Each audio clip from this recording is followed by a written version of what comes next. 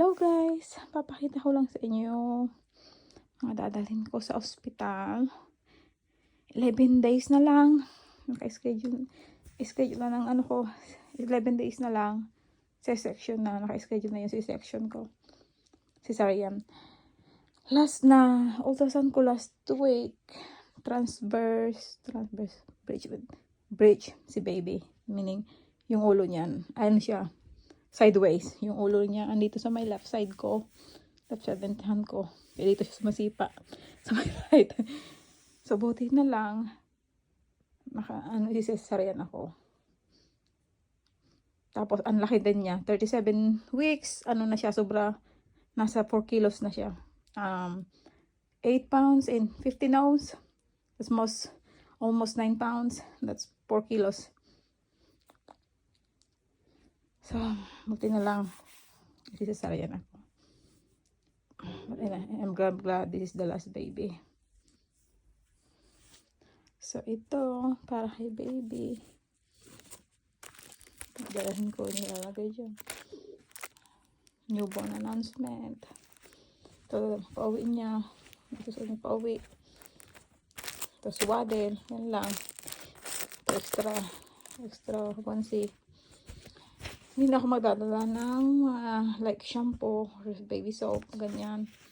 Tapos diapers. Kasi yung hospital na magpo-provide.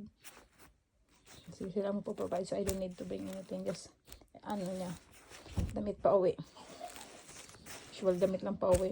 But I brought some swaddle. Tapos, ito naman sa akin. Dala rin ako ng bago. Ang tagal na ito sa akin. Ngayon ko lang masusuot. So, ito. Flaps. Hindi, slippers pala. Chinelas. Yan. Para pang pasarili natin. So, ito naman sa akin. Dito ko ilalagay yung damit ko pa uwi. Tapos, comfortable na pajama. Sadala rin ako nito. Ilang piraso nitong postpartum underwear. Sadala rin ako nito na sa loob. Underwear. Napakita sa loob. Basta nakalagay dito yung damit ko pa uwi. Pajama. Underwear. Nursing bra. Yun lang. So, may robe din pala dito sa loob. Kasi ayokong isuot. Pag nakapaligo na ako, isuot ko yung robe. Kasi sobrang laki ng hospital gown. Kasi 4'7" lang ako. So, of course, nandito ako sa Amerika, lahat na lalaki. So, ito yung sa akin. Ito naman yung personal hygiene ko, mga toiletries. Ayan.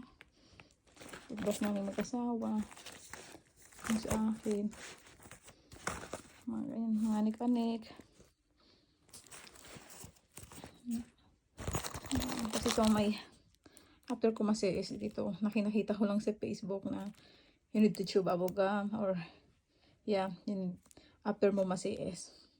Kalimutan ko yung purpose, basta nakita ko dati na you need to chew bubble gum para after mo masiis. Yan. Ayan yan, tips, ties. Yan lang. Tapos magdadala din ako nitong selfie stick tripod. Ayan. Picture kami. Baby, tapos ang asawa ko. Yung damit ng asawa ko siya magpapa. Bala na siya. Anytime naman siya pwedeng umuwi. Malapit lang naman hospital dito sa bahay. So anytime pwede siyang makauwi. Kumuha ng damit niya. Tapos dito ko ilalagay ito, sa asawa ko to. May pa nga may initial ng asawa ko to. I don't need to buy fancy hospital bag, para lang ipang-post sa Facebook. Kung anong meron kami, yun lang. Gamit ko to nung sa last baby